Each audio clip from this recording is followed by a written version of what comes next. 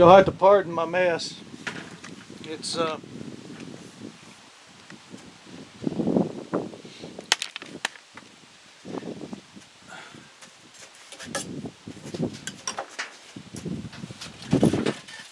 have a 2x72 Grizzly belt sander.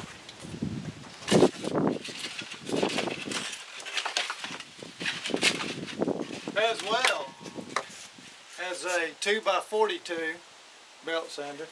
This one does a good job, but it heats up the metal. So this is a better one if you're doing a lot of grinding. Now the key to doing this this blade is going to be that we don't want to heat it up. We don't want to get this thing hot and take the temper out.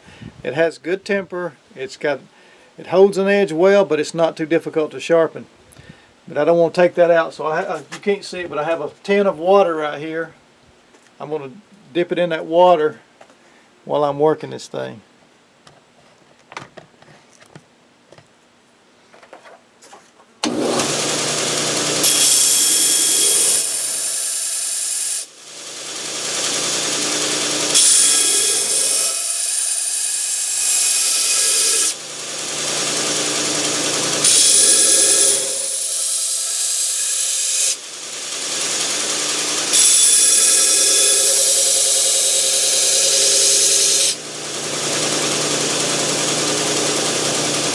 So far,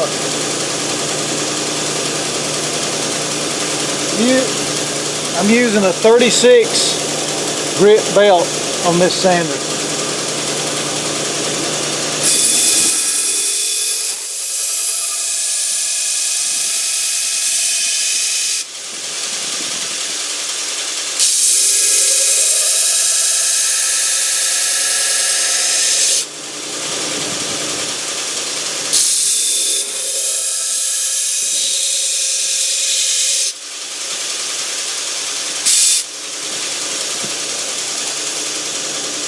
Coming along nicely. I don't have much more to go. Now I'm not going to worry about the edge yet because I've got work to do on the handle, and while I'm handling this thing, I really don't want a good sharp edge. I'll sharpen it my last part of it. I'll finish that blade out.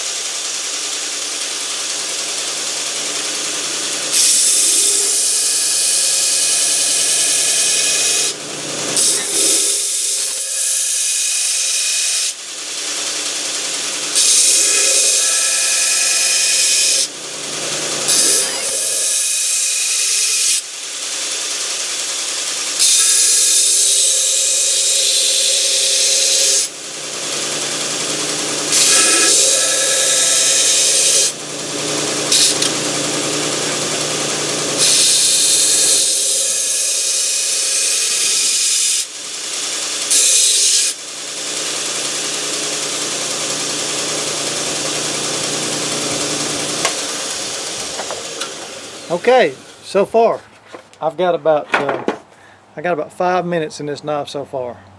So I'm gonna take this knife. Okay, and here's the beauty. I call this the I don't care knife. Why do I call it that? Because I'm not going to have a lot of time in it, and I want to be able to carry a decent quality knife when I'm out on the canoe or in the boat to cut line, to cut limbs that are in the way, or cut my lure out of a tree, or whatever. Sometimes I use them to cut the gills on the fish so they'll go ahead and bleed out and die. But I don't want to carry, a real expensive knife in the canoe for obvious reasons. If I drop it, then I'm out, $150, $200 for a knife. But I carry this. If I drop it overboard, hey, I think I paid about $11 a piece for these. But I have found these at flea markets and yard sales for $1 or $2 a piece. These old Murphy knives, and they're worth. I have bought like 50 and 100 at a time when I find them that cheap because they're such good quality metal and make good knives for. I have them in my kitchen. I use them for kitchen knives. Okay. Okay, moving right along.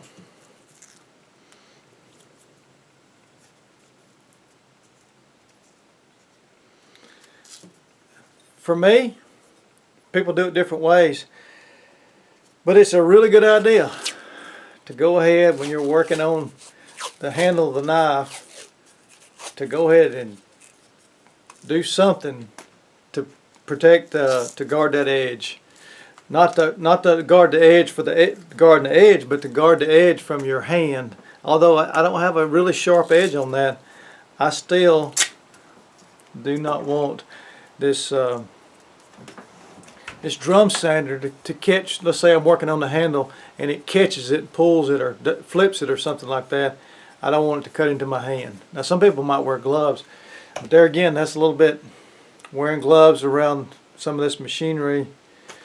You'll have to make that decision, you know, because you have moving parts, and if it grabs a glove, it could I don't know, you know, any of this stuff has the potential of being harmful if you get careless, which is easy to do.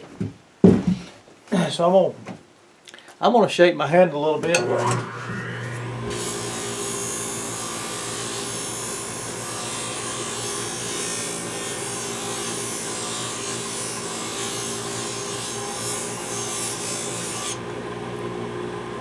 There.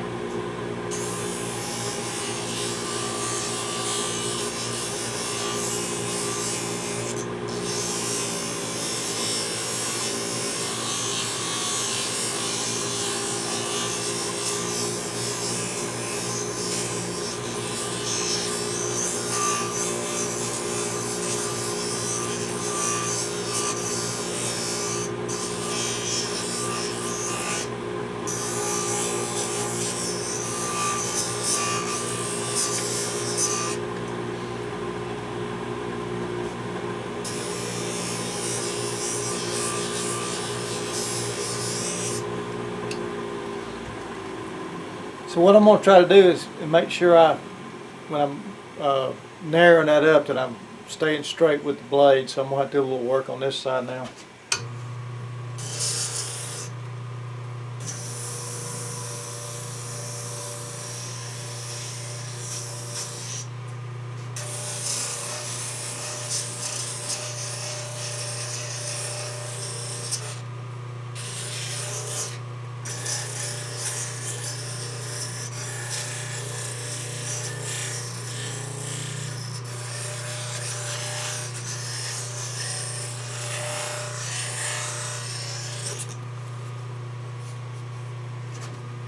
I always just put it in my hand, see how it feels. If it feels kind of off, you know, not lined up or something, and then just hit it again.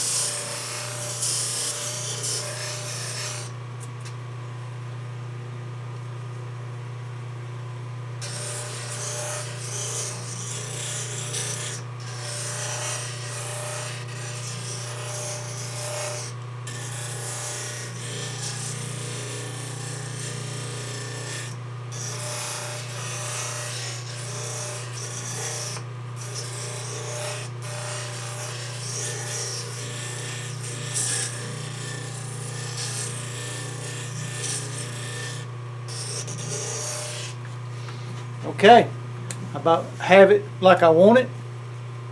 Feels good in the hand. Remember, I'm not going to have maybe 30 minutes in this knife from start to finish.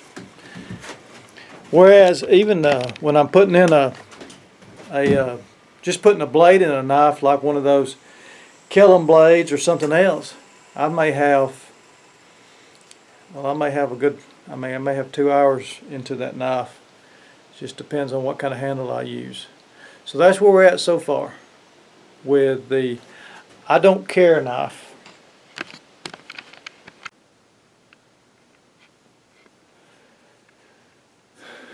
So at this point, what I'm going to do is, well, I already did it.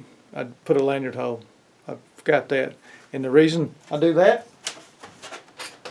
well, put a lanyard on there. Ha ha. Why is a lanyard so important? Alright, so this one. See this knife? I've got a bright orange paracord lanyard with a snake knot. The reason is if that's not on there and I lay that down in the leaves when I'm doing a deer or something else, it's going to be very difficult to find. Okay, because it looks like everything else, you know, except for because the blade's not going to be that shiny most of the time. That high carbon blade is going to be dull. So I put a lanyard on there so I can look down and spot that's going to be stick out in the woods, okay, in the leaves. It should anyway. It does. I don't have any trouble finding it. So that's why we do a lanyard. All right. So I've got about 20-25 minutes so far in this blade. And next thing we need to do is go ahead and make the sheath before we put the stain on and before we finish the blade.